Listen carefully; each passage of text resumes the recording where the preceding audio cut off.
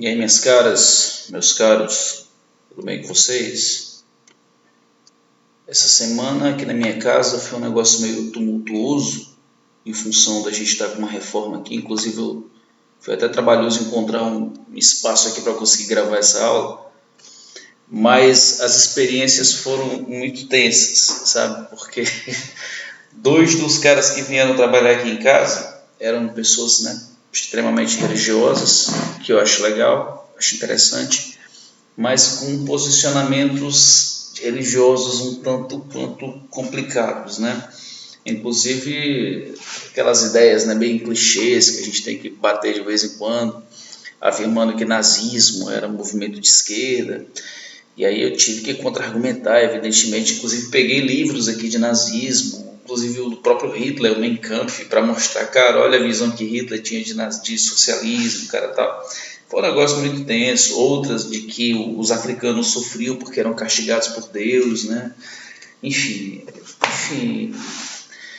é um pouco assustador, né, o poder que a religião às vezes tem de tentar enveredar por outras áreas que não são a sua, né, e acabam introduzindo certos pensamentos que entram, sabe, enveredam ali por um preconceito racial, étnico, sei lá, muito grave. E, enfim, é um negócio assim que vale a pena a gente entender, até porque quando a gente fala de religião, a gente está falando de sentimentos, coisas muito passionais. As pessoas elas tendem, né, quando se tornam religiosas, quando adentram uma determinada religião, a passivamente irem se enquadrando aquilo dali, o que eu não estou dizendo que é uma coisa ruim, mas dependendo dos rumos ideológicos que aquela religião possa ir tomando, a coisa de repente pode ficar meio perigosa, certo? Eu costumo dizer muito isso em sala de aula, não me interpretem mal, que a religião ela pode ser uma coisa muito boa ou pode ser algo terrível para a humanidade. Depende de como ela é feita, depende de como ela é trabalhada, depende de como ela é ensinada, depende de como ela é professada, depende de como ela é... Enfim, depende de como ela é feita, cara, certo? Então, é importante a gente discutir isso porque a gente acaba tendo muitas vezes uma visão unilateral de religião. É como se a religião dos outros fosse a ruim e a nossa é sempre a perfeita, né? Toda religião sempre trabalha com verdades absolutas. Jesus ele está aqui, não está ali, está aqui, certo? E eu sempre sou um crítico, sempre serei um crítico a qualquer religião que transforma Deus em propriedade privada, certo? Que transforma Deus num bem adquirível, certo? Ou numa mercadoria negociável. Isso sempre será um ponto em que eu irei criticar, certo? Deus não é propriedade privada dessa religião ou daquela dali, certo? E muito menos quando eu vejo uma pessoa dizendo o que Deus quer, com licença do termo, cara, eu já vejo isso como um ato de, né, malandragem. Porque, cara, quem é que sabe o que Deus quer? Quem? Quem é que sabe o que Deus quer? Certo? Às vezes a gente tem que ter humildade para entender que quando a gente fala de religião, estamos falando da metafísica, cara. Estamos falando daquilo que está além da nossa compreensão, certo? Então, esse é um passo importante. A gente vai falar de uma religião que é a segunda maior do mundo, tá certo? E em número de adeptos, né, perde apenas para o cristianismo, como a gente sabe, mas que já ultrapassou a Igreja Católica, ou seja, o maior berço do cristianismo mundial, que é a Igreja Católica, já foi superado pelo islamismo. O islamismo, inclusive, que é a crença religiosa que mais cresce no mundo, e que o mundo ocidental tende a ter uma visão estereotipada do islamismo, né? Com o islamismo as pessoas tendem a associar logo de cara a terrorismo e tudo mais, mas a coisa não é bem por aí, né, cara? A gente conhece muito pouco o islamismo, e claro que com essa aula de hoje vai ser bem resumida, não vai dar para a gente ter um aprofundamento, mas é importante a gente conhecer pelo menos os fundamentos para até reformularmos aí a nossa concepção sobre a religião, né? Muitas vezes o que nós entendemos ou conhecemos sobre o islamismo é o que nos chegam por propagandas, por exemplo, que é um livro que eu ganhei, chama-se Realidades de Israel. Eu ganhei esse livro É um livro de propaganda, na verdade, do Estado de Israel. Você até fica mostrando coisas do país, do desenvolvimento agrário, econômico, como todo mundo é feliz e como a educação é boa, enfim, certo? E ele tenta fundamentar a posse da terra através de um princípio religioso, né? Afinal de contas, ali estava a antiga Canaã, e ali foi a terra que Deus deu, certo? Foi um livro que eu prometi para mim mesmo que não queria ler, certo? Até porque eu já sabia, tem livro que você já sabe o que está escrito antes de ler, né? Mas aí, como eu não sou de cumprir o que eu prometo, eu li, certo? E era mesmo o que eu estava imaginando, sabe? Não mudou muita coisa do que eu estava imaginando. Eles tentam, olha, para começar eu recebi de graça, ou seja, eles estão distribuindo isso aqui de graça. Isso aqui é para formar opinião. Eles tentam formar uma opinião no mundo ocidental, certo? Não só formar uma opinião em relação a eles próprios, como também formar uma opinião em relação aos outros, né? É criar uma visão maniqueísta de mundo. Nós somos os bons, eles são os maus. Eu gosto muito de dizer isso, já disse milhares de vezes em sala de aula. Na história não existe o bem contra o mal. Certo? Existem jogos de interesses que ficam ali oscilando. É claro que você tem exemplos nefastos na humanidade, como é o caso do nazismo, por exemplo, mas na história, geralmente o campo dos embates ele é muito centrado em jogos de interesses. Então a gente tem que entender isso. O que você sabe sobre islamismo é o que algumas pessoas quiseram que você soubesse sobre islamismo. Então você não sabe o que é islamismo. É como você conhecer uma pessoa pelo que outra pessoa falou dela. Então nós não sabemos de fato até que ponto aquilo é uma fonte confiável ou não, tá bom? Então vamos lá, galera, o que é islamismo? O islamismo é uma crença religiosa monoteísta que foi fundada por um indivíduo chamado Maomé, certo? Que é este indivíduo aqui, ó. Deixa eu localizar logo ele para mostrar para vocês. Claro que você não tem fotos de Maomé, visto que ele viveu ali nos séculos 6 e 7. Então você tem fotografias, mas tem essas pinturas que são imagens que provavelmente, né, lembrariam as feições ali de Maomé. E é uma religião que nasceu numa área extremamente desértica, ali na Península Arábica, sabe? Que fica ali entre o Egito e a antiga Mesopotâmia, fica aqui, ó, sabe? Nessa área aqui, onde hoje, né, a moderna Arábia Saudita, aqui nasceu o islamismo, ok? Pela localização, você vê aqui, ó, mais ou menos aqui na divisa entre o mundo asiático e o mundo europeu, né? Entre o mundo asiático e o mundo europeu e africano, bem na divisa mesmo, tá bom? E é uma área extremamente desértica, como vocês estão vendo, com todas aquelas especificações de deserto, né? Calores extremos de dia, frios extremos à noite, o que tornava a sobrevivência aqui um tanto desafiadora, certo? Haviam dois grupos que ocupavam espaço, que dividiam, na verdade eles rivalizavam o domínio daquela área. Havia o grupo que era dos comerciantes ricos, que ocupavam principalmente a área litorânea. Se você olhar aqui no mapa, ó, essa parte aqui próxima do Mar Vermelho, do Golfo Pérsico, essa área aqui ao redor era ocupada principalmente por coraixitas, que eram comerciantes ricos e que transportavam suas mercadorias atravessando aqui, ó, pelo deserto. O deserto fica aqui mais ao centro, então eles atravessavam com suas caravanas de mercadorias, puxadas por camelos, para atravessar de uma ponta a outra do território. Pelo meio do caminho era muito comum encontrar um grupo que era rival dos coraixitas, que eram os beduínos, chamados povos do deserto, que viviam de coleta de frutas, de criação de ovelhas e também de roubar, né? Eles roubavam muitas mercadorias dos coraixitas, o que criava um clima de animosidade ali entre os coraixitas e os beduínos. Tirar a água do deserto só era possível através desses espaços aqui com água, ó, que eram os oásis. Você já deve ter visto em aula de geografia que o planeta tem eras, na verdade, geológicas, né? E que o clima muda. Então, onde hoje é aquela linha, né, que pega ali o Saara, o deserto da Arábia, que fica já fora do continente africano, né, mas é na mesma linha. O deserto do Saara fica na mesma linha do deserto da Arábia.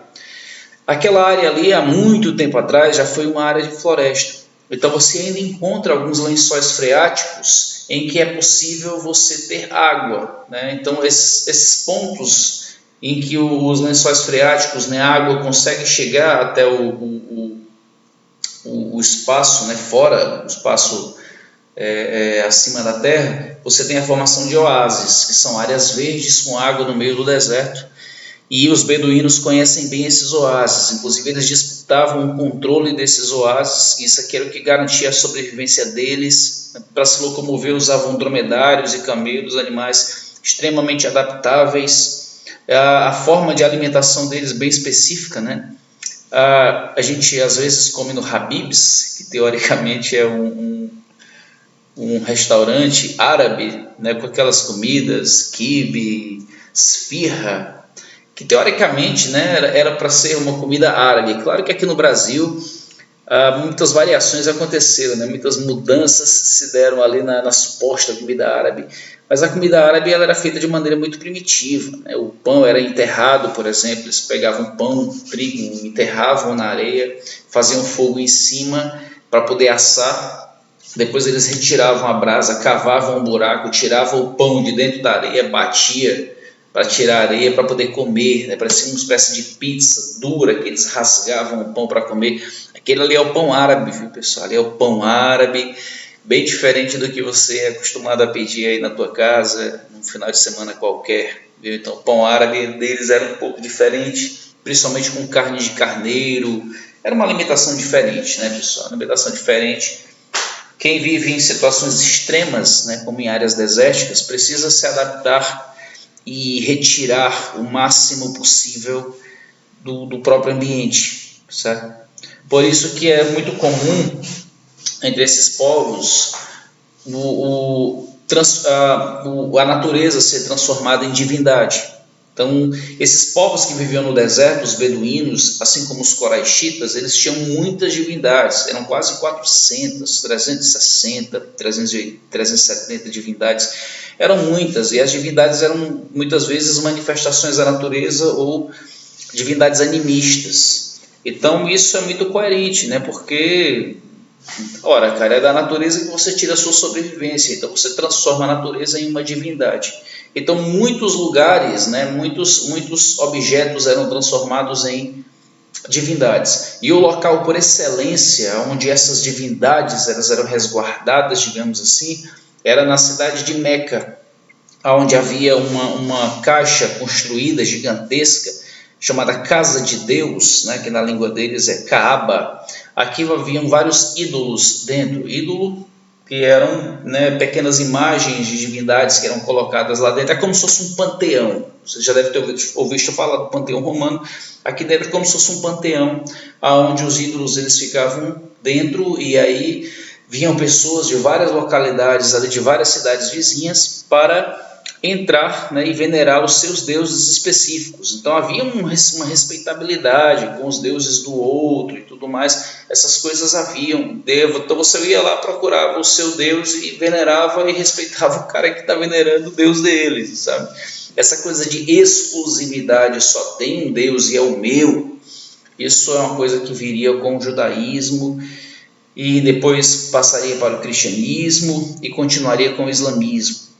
Lembrando que o Deus, né, dessas três divindades é o mesmo Deus, certo? É o mesmo Javé, é o mesmo Elohim, que você já deve ter ouvido falar aí na sua missa, no seu culto, certo? Que não se sabe o nome correto, né? É um tetragrama, Javé, né? Yavé, não se sabe o nome, que nós genericamente chamamos de Deus, né? Que depois passou para o cristianismo, mas é o mesmo Deus. Alá, que é como os muçulmanos chamam Deus, é apenas uma tradução do nome Deus para o árabe. Você pega o Deus, faz lá a tradução para o árabe e você vai ter Alá, certo? Então Alá não é um outro Deus não, galera, é o mesmo Deus, você só fez a tradução, certo? É como falar God, né, em inglês, é a mesma coisa. Então, eu já vi muita gente dizendo que Alá não é Deus, não, Deus é Deus, entendeu? Cara, é só o nome que ele traduziu, é a mesma coisa, é a mesma divindade. Inclusive nos livros sagrados da religião muçulmana, do islamismo, islamismo significa submisso a Deus, né, submissão a Deus, você encontra a antiga Torá judaica, você encontra o Velho Testamento, o Pentateuco, na verdade, aqueles livros iniciais, só que com algumas modificações, como a gente vai ver, tá? Algumas modificações que inclusive são responsáveis ali por trazerem situações conflituosas até hoje naquela região do Oriente Médio, no que diz respeito à herança de terras. Se você lembrar de aulas que nós já tivemos sobre Hebreus há muito tempo atrás, você vai lembrar, eu contei para vocês a história do patriarca Abraão. E o Abraão, ele era casado, na época chamava-se Abrão, e era casado com uma mulher chamada Saraí, e ele teria, né, ouvido uma voz de Deus mandando que ele saísse da terra dos caldeus, né, de Ur, dos caldeus, na Mesopotâmia, e fosse para uma terra que lhe seria indicada, e essa terra seria onde hoje é Israel, antiga Canaã. E aí foi prometido que ele teria vários descendentes, mas a mulher dele não conseguia engravidar, até que a mulher dele ofereceu uma escrava, Agar, para dormir com ele. Então Abraão engravidou Agar e tiveram um filho, que, né, deram o nome para esse filho de Ismael. Tempos depois, a esposa de Abraão, ela pôde engravidar, já com idade muito avançada, ela pôde engravidar. Então ela deu à luz a um filho que recebeu o nome de Isaac. Então ficou um problema aí sobre quem seria o herdeiro de tudo que era do pai. A filha da esposa legítima ou o primogênito. Pelas leis antigas, deveria ter ficado com o primogênito, ainda que fosse filho da escrava, certo? Mas aí a mulher de Abraão, né, Abraão já nessa época, convenceu o marido a se livrar da escrava e do primeiro filho, e Abraão, né, sabe-se lá como, pegou a escrava e o primeiro filho, mandou eles irem embora, mandou para o deserto. E havia uma promessa feita por Deus, né, segundo o Velho Testamento da Bíblia, de que daquele garoto Ismael, nasceria um grande povo. Então, enfim, hoje acredita-se, né, que os árabes eles sejam descendentes de Ismael, enquanto que os judeus são descendentes de Isaac. E aí você pode pensar assim, professor, mas na Bíblia fala que o continuador da obra de Deus é Isaac, perdão. Legal, mas no Corão a história continua com Ismael. Então, assim, o livro sagrado deles fala uma coisa, o teu livro sagrado fala outro. Qual é o correto? É o que tu acredita, cara. Entendeu? Se tu é cristão, para tu o livro correto é a Bíblia. Se você é muçulmano, o livro correto é o Corão. Ah, mas o deles é falso? Não, claro que não. O livro deles também é escrito, tem fundamentação histórica, tem tudo que a Bíblia tem. E agora? Como é que resolve isso? Pode ir no pau ímpar, pedra, papel, tesoura, qualquer coisa do tipo, mas quem é que vai ficar com a terra, né? Na verdade, essa era uma discussão que nem deveria existir. Porque se você acredita na história de Abraão, Ismael, Isaac, então você vai ter que entender uma coisa: esses dois povos são irmãos. São irmãos, certo? Irmãos deveriam disputar a terra ou deveriam conviver em harmonia na terra? Então ninguém deveria brigar por Israel. Esses dois povos deveriam aprender a conviver amigavelmente na mesma terra, herdarem a terra juntos e respeitarem a crença do outro. E não, né, ficar fazendo propaganda de que olha aqui, ó, Deus me deu, meu irmão que se lasque aqui, ó, certo? Foi Deus deu para mim, está aqui, então está. Primeiro que não existe guerra em Israel. O que existe em Israel é um massacre. São massacres constantes. O poderio bélico do Estado de Israel é uma coisa fora do comum. Até porque Israel tem apoio do mundo ocidental, né? Não de todo, claro, mas do mundo ocidental, dos primos ricos do mundo ocidental, Estados Unidos e parte da Europa. Então, o capital bélico de Israel é uma coisa impressionante. Para você ter ideia, de cada 10 pessoas que são mortas lá, 9 são palestinos. 9.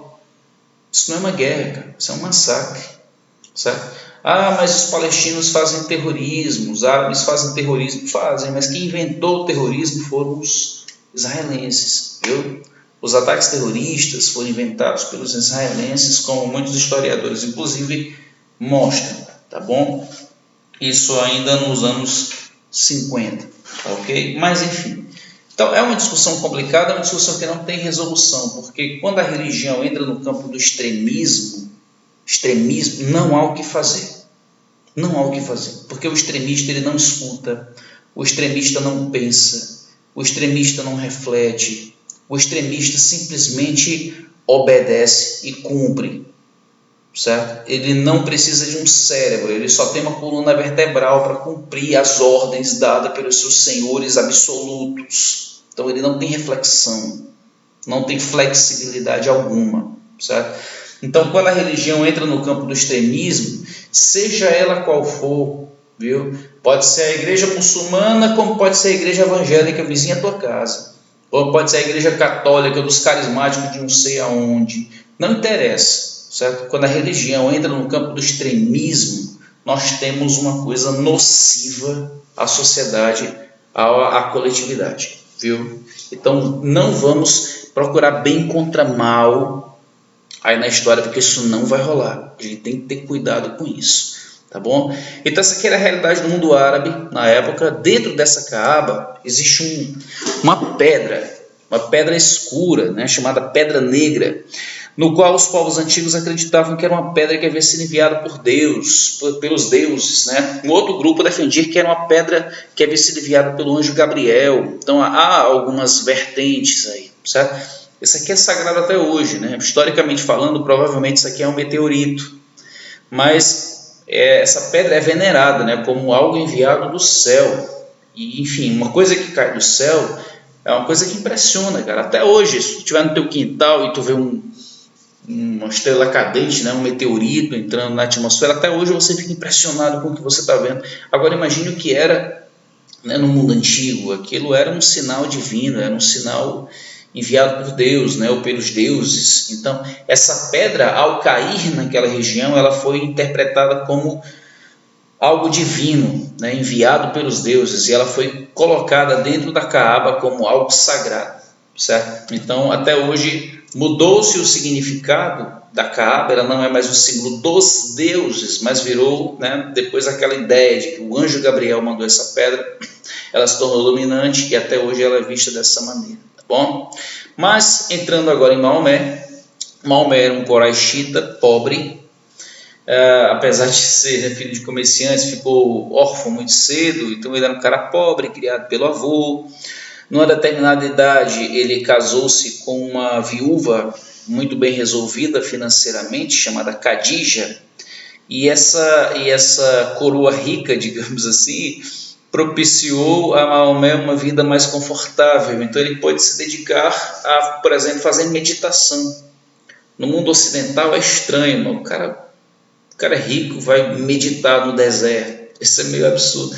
Mas para os povos do deserto isso era algo muito comum, cara. Se tu se lembrar, por exemplo, tu vai ver que Jesus fez isso. Jesus afastou, passou 40 dias no deserto. Essa é uma prática comum.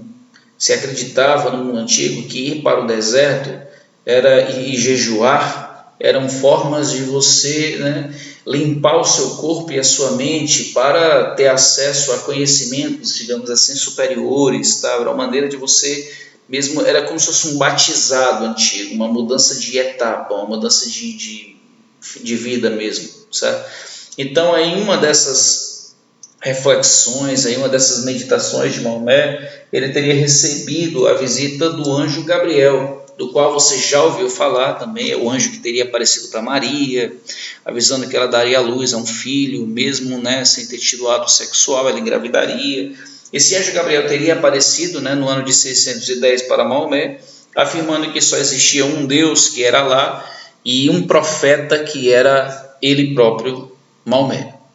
Então a missão agora de Maomé era pregar essa crença num Deus único em uma área, né, em que se acreditavam em muitas e muitas divindades. Então era uma coisa no mínimo perigosa de se fazer. Mas Maomé o fez, aí começou a pregar. Os beduínos, os povos do deserto, não demoraram muito para comprar as ideias de Maomé. Até porque eram ideias interessantes, ideias de vida após a morte. Maomé era um cara que ele tinha tido contato com judeus e cristãos. Em alguns momentos, como ele era filho de comerciantes, né, e o avô dele também era comerciante, então ele teve contato com áreas que eram ocupadas por judeus e cristãos. Então é possível que aquelas ideias monoteístas tenham entrado na cabeça dele naquele momento, certo? Enfim, então ele começou a pregar. Os beduínos, os povos do deserto, gostaram dessa pregação, até porque a promessa era de uma vida após a morte, de um paraíso. Era uma religião que tinha muito sincretismo, muitas misturas, né, com crenças pagãs, com crenças pagãs misturadas com judaísmo, cristianismo e tal, mas prometia-se um paraíso com comida, água em abundância, muitas mulheres ali à disposição do cara, se ele tivesse sido uma boa pessoa em vida. O politeísmo era muito comum, né, ainda no mundo árabe, o politeísmo masculino, então era comum os homens terem muitas mulheres ainda, então o paraíso não podia ser diferente do que era a vida em terra. Então essas promessas dessa vida bem agradável pós-morte agradou muito aos beduínos, mas não aos coraixitas. Os coraixitas não gostaram da ideia, porque a crença num Deus único era um problema para o politeísmo. Até porque o que movia muito o comércio nas áreas litorâneas era justamente as rotas religiosas de várias crenças. Quando aparece um indivíduo dizendo que só tem um Deus, aquilo impactaria decisivamente no comércio. As cidades sagradas, sobretudo Meca, sofreria um impacto com isso. Então, ele não foi bem quisto pelos coraixitas. Inclusive, acredita-se que ele teria feito um milagre, que eu não tenho nem um slide aqui para mostrar, que ele teria feito um milagre no qual ele estava em Meca, estaria em Meca, não fiz slide para isso não. Ele estaria em Meca, e lá em Meca, para provar aos coraixitas que ele era um enviado de Deus, ele teria quebrado a lua. Por essa razão, um dos símbolos do islamismo é aquela lua com aquela estrela, né? Aquela espécie de lua quebrada ou lua minguante. Minguante ou é crescente, nunca sei. Certo? Aquela luazinha fininha, certo? É um dos símbolos. Cara, não tenho aqui, peraí. Está aqui, pronto, pessoal. Está aqui, ó, certo? Eu não sei nem cadê meu mouse. Mas está aqui, ó. Essa aqui, ó, essa lua quebrada, digamos assim, teria sido um milagre feito por Maomé para os coraixitas acreditarem que ele era um enviado de Deus, né? Para a maioria dos estudiosos, na verdade, o que aconteceu foi que Maomé sabia que um eclipse iria acontecer naquele dia, né? Então, assim como os espanhóis fizeram na América para ludibriar os nativos, Maomé teria feito a mesma coisa lá para, né, dobrar ali os coraixitas. Não funcionou aqui, não funcionou. Os coraixitas, inclusive, expulsaram Maomé de Meca. Nessa época ele já tinha muitos seguidores, e ele, para não ser morto, ele fugiu para uma cidade chamada Iatreb. Inclusive, essa mudança de cidade é o que marca o começo do calendário árabe. O calendário árabe é diferente do nosso. Aqui marca o começo do calendário árabe. Ele foge nessa fuga chamada de Hégira. Então ele vai para a cidade de Medina, uma cidade de Iatreb, uma cidade razoavelmente próxima, e ele consegue tanto prestígio nessa cidade que eles mudam o nome da cidade para Medina, que significa a cidade do profeta, certo? Enfim, e depois, né, que ele ganhou muita popularidade e já com muitos adeptos, valendo-se, né, ele teria recebido vários ensinamentos diretamente de Deus, no qual ele teria escrito o livro sagrado dos muçulmanos, que é o Corão. A gente chama de Alcorão. Alcorão significa o Corão. Você pode falar simplesmente Corão, certo? Esse livro teria sido meio que ditado aos ouvidos de Maomé para que ele escrevesse. Aqui você encontra coisas do Velho Testamento da Bíblia, você encontra muito falando de Jesus no Corão, viu? Jesus, ele era visto como um grande profeta, o maior de todos. Inclusive o próprio Corão coloca Jesus acima de Maomé. Pouca gente sabe disso, mas coloca Jesus acima de Maomé. Muitos muçulmanos, inclusive, defendiam que no dia do juízo final estaria Jesus de um lado e Maomé do outro lado, cada um segurando uma corda, e lá por debaixo dessa corda eles estariam fazendo um juízo final. As pessoas passariam por debaixo dessa corda, né, no qual as ovelhas boas e as ovelhas ruins seriam apartadas, digamos assim. Então Jesus ele era muito respeitado. Agora, para os muçulmanos, Jesus não foi crucificado, porque os muçulmanos eles acreditam no quê? Uma pessoa boa não pode sofrer, ela não pode ser penalizada, ela não pode ter uma morte trágica, porque Deus não permitiria isso. Então, como é que Jesus, sendo filho de Deus, sendo uma pessoa exclusivamente boa, poderia ter tido uma morte por crucifixão? Isso é uma coisa impensável. Então, para os muçulmanos, Jesus ele não morreu, ele foi misteriosamente salvo e alguém foi crucificado no seu lugar. Possivelmente o Simão Cirineu, aquele cara que teria ajudado Jesus a carregar a cruz. O cara estava no lugar errado, na hora errada e acabou sendo crucificado. Essa é a visão dos muçulmanos. Então, eles não tentam desmerecer Jesus, não, muito pelo contrário, eles só não entendem como uma pessoa tão boa e fantástica como Jesus poderia ter sido crucificado. Isso não entra na cabeça dos muçulmanos, certo? Mas Jesus ele é extremamente respeitado na cultura islâmica, certo? Enfim, então, nesse Corão você encontra o que a gente chama de jihad, certo? Jihad, na verdade, são códigos de leis, né? Tá dentro das chamadas sharias, que são códigos maiores. A jihad, ela é meio que aspectos do livro que legitimariam uma guerra com princípios religiosos. Ou seja, o livro do islamismo ele defende a paz. No entanto, para defender os interesses de Alá, se for preciso uma guerra, ela deve acontecer, sobretudo uma guerra de defesa, ou seja, se você for atacado, você tem a obrigação de se defender, certo? Isso é um pouco questionável por muitos historiadores que acreditam que o Corão não é tão pacífico assim, que ele é até um livro que ele estimula de fato a violência. Então existe esse debate, dependendo da tua fonte, tu vai encontrar. Mas eu separei aqui duas frases, uma das sunas, que vamos já falar sobre elas, e outra do Corão, aí vocês vão avaliar, né? Aqui, ó, na sura, fala o seguinte, perdão, galera, suna não, sura, viu? Suna é outra coisa. Fala o seguinte no artigo 191: matai-os onde quer que os escondeis, e expulsai-os de onde vos expulsaram, porque a perseguição é mais grave do que o homicídio. Não os combateis nas cercanias da mesquita sagrada, mesquita que é o templo religioso dos muçulmanos, a menos que vos ataquem. Mas se ali vos combaterem, matai-os, tal será o castigo aos incrédulos. 5.33 O castigo para aqueles que lutam contra Deus e contra o seu mensageiro, Alá no caso, e semeiam a corrupção na terra, é que sejam mortos ou crucificados, ou lhes seja decepada a mão e o pé opostos, ou banidos. Tal será para eles um aviltamento nesse mundo e no outro sofrerão um severo castigo. Certo? Se você quiser procurar também no Velho Testamento, você encontra, né, coisas do tipo que uma mulher adúltera tem que ser apedrejada até a morte, enfim, essas coisas eram muito comuns no mundo antigo, certo? Então a gente também não pode simplesmente achar que isso aqui está no Corão, mas na Bíblia não tem nada disso. Tem, meu irmão, tem. Você sabe que tem, pesquise. Talvez nunca ninguém tenha dito isso para você, mas se você procurar, você vai encontrar, não tenha dúvida disso, certo?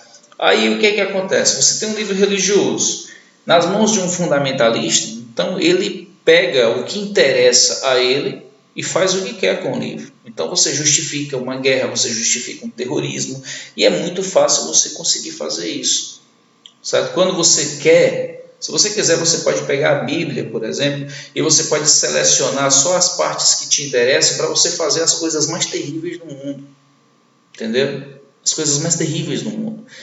Por quê? Porque o ser humano, infelizmente, é assim, né? Então, muitas vezes as pessoas elas têm preconceitos, por exemplo, e elas usam a Bíblia, procuram trechos isolados para legitimar o seu preconceito. Então isso é uma coisa que infelizmente acontece e a realidade é essa. Essa suposta guerra santa, essa possibilidade da guerra santa, justificou inclusive que, né, os seguidores de Maomé, que estavam em Medina, montassem um exército para invadir Meca. E a ordem era clara, destruir tudo com exceção da Kaaba. O que não fosse a Kaaba deveria ir para o espaço, deveria ser incendiada. Ok? E Meca ela foi sitiada enfim, a dominação, a destruição, ela foi quase que completa, a ponto dos coraxitas se renderem e negociarem, certo? E aí a negociação ficou o seguinte: o islamismo entraria em Meca, seria a crença oficial na cidade, mas aquela caixa preta lá seria poupada, tá bom? E Maomé colocaria, né, até para salvar o comércio na região, ele faria com que a visita à Meca fosse uma obrigação do islâmico, né, do muçulmano, ou seja, para resguardar, para salvar o comércio. Então esse acordo foi feito. Meca então continuou sendo um centro religioso, mas agora Kaaba representaria o islamismo e não as muitas e muitas crenças que anteriormente eram colocadas lá, certo? Pouco depois dessa invasão, Maomé vem a morrer e geraria um problema, né, que quem seria o continuador e principalmente quais crenças, né, seriam consideradas oficiais, digamos assim, dessa nova religião que estariam nascendo, tá bom? Eu digo isso porque o livro oficial, o mais importante, a Bíblia dos muçulmanos, é o Corão. Mas além do Corão, também existem outros livros escritos por seus seguidores, as chamadas Sunas, viu? Que eram livros com conteúdos, né, diferentes do que estava no Corão.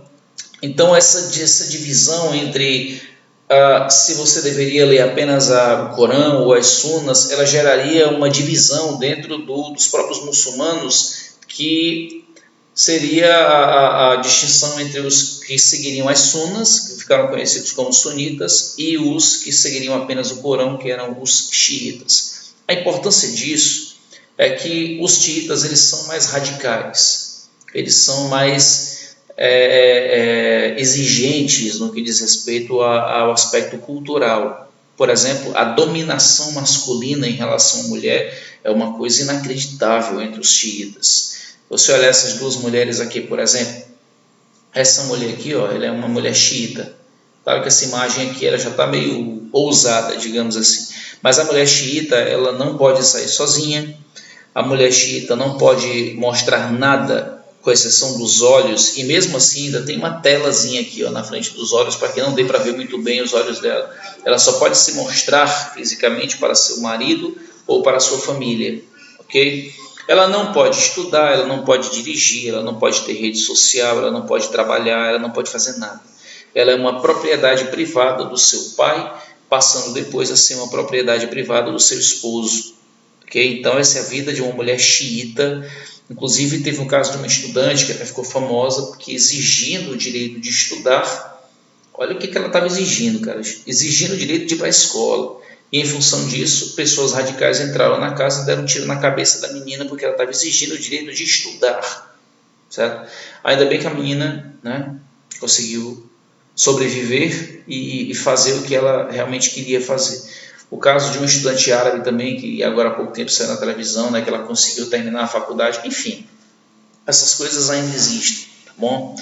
Já uma mulher sunita, ela pode dirigir, ela pode trabalhar, ela pode estudar, ela pode sair sozinha na rua, ela tem bem mais liberdade do que uma mulher xiita. Esse véu que ela está usando na cabeça, ela tem que usar depois que ela casa. É como se fosse a aliança que usa-se no mundo ocidental. O símbolo do casamento lá é o véu. O símbolo feminino do casamento é o véu. Então as mulheres elas têm que usar véu. Bom, mas assim, se de repente você estiver pensando que olha que sociedade machista, que a mulher é obrigada a andar dessa maneira, certo? Tem coisas que dá para você refletir aí, viu, pessoal? A sociedade aqui é extremamente machista, porque a própria vestimenta das mulheres é determinada pelo controle masculino, mas no nosso mundo ocidental, a vestimenta das mulheres também é. Afinal de contas, a imagem física da mulher foi transformada em mercadoria. Se você ligar a tua televisão, meu irmão, tem mulher sem roupa em todo lugar, e você sabe disso. Todo programa tem mulher de biquíni, todo programa tem né, aquelas imagens tal, que exploram o corpo feminino, sabe, para um mercado masculino. Então, assim, o machismo ele não está só aqui, não. Ele está também no nosso mundo, mas de uma outra forma. Tem até uma questãozinha que caiu, acho que foi no Enem, que mostrava uma mulher muçulmana encontrando uma brasileira na praia. A muçulmana toda de burca, né, que é essa roupa aí, e a brasileira de biquíni.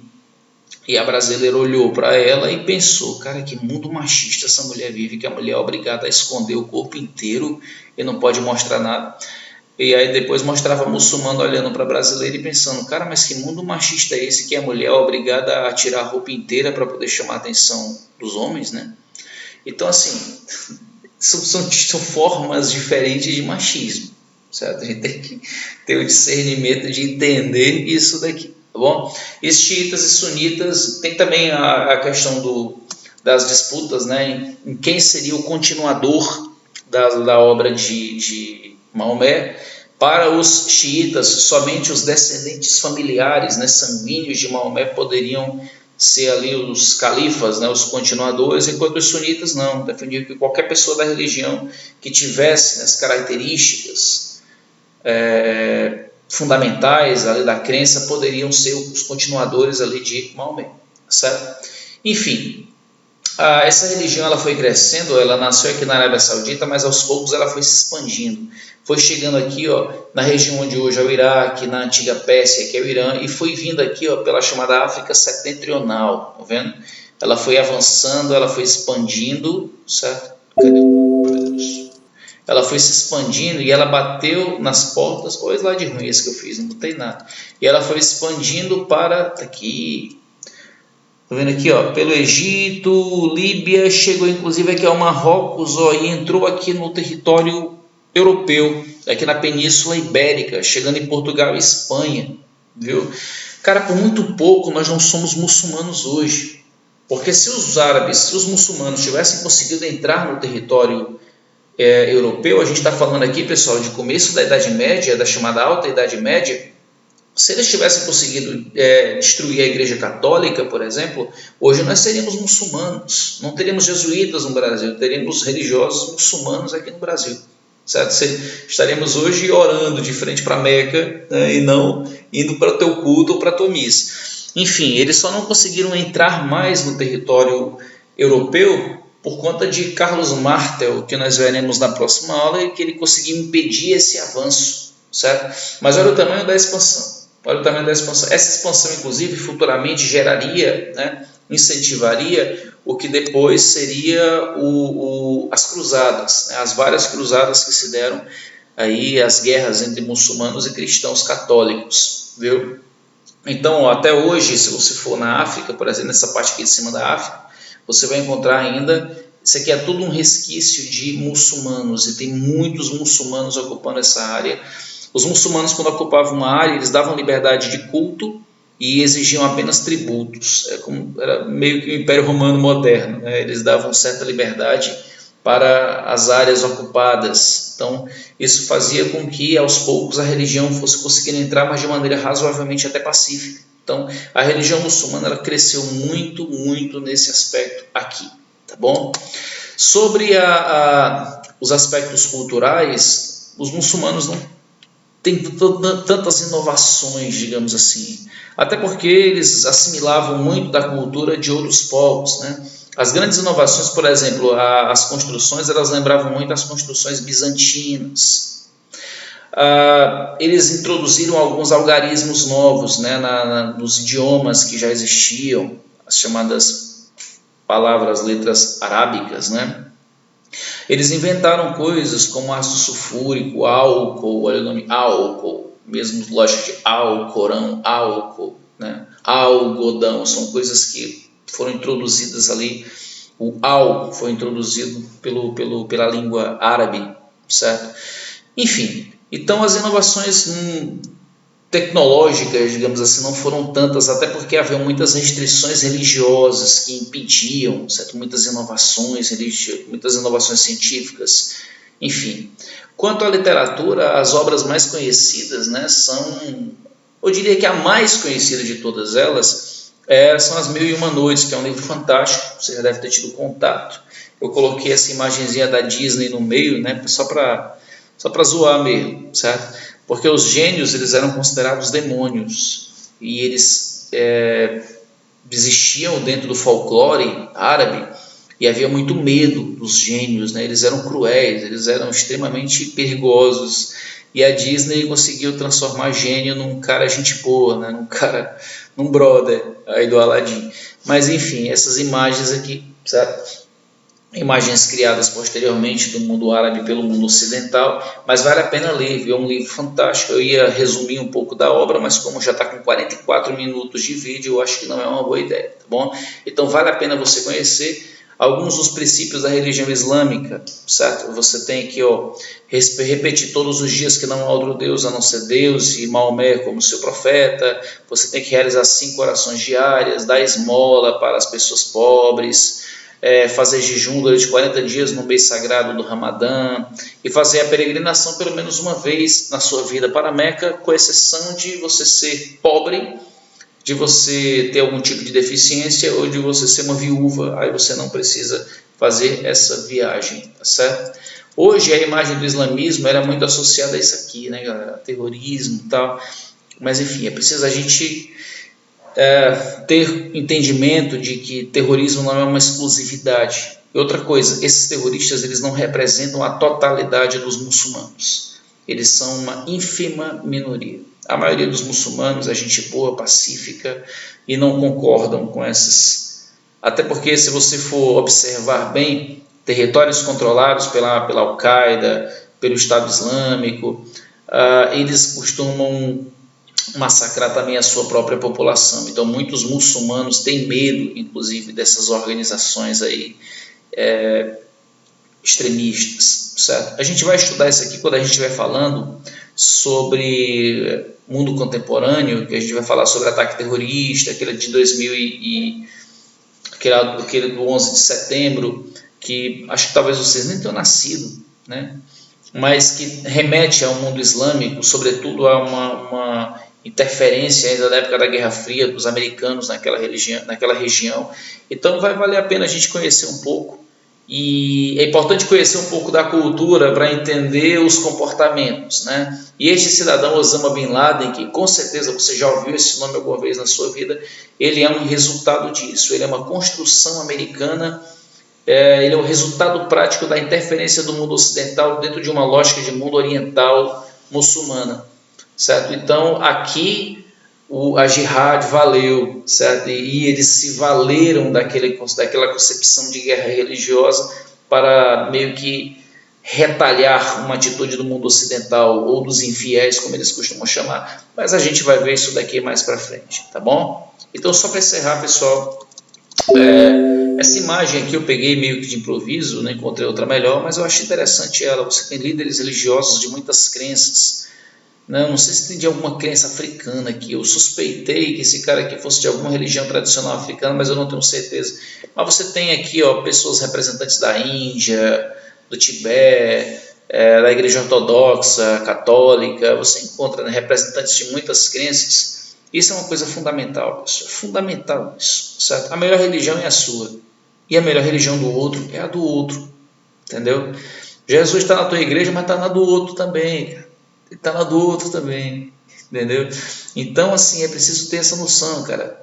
Tem a sua vida religiosa, tem a sua crença, mas a tua crença não tem o direito de se meter na crença do outro, e nem de se meter na vida do outro, e nem de se meter nas decisões do outro. É preciso ter esse discernimento, porque quando a religião ela se torna totalitária, certo? Ela vira algo muito semelhante a fascismo.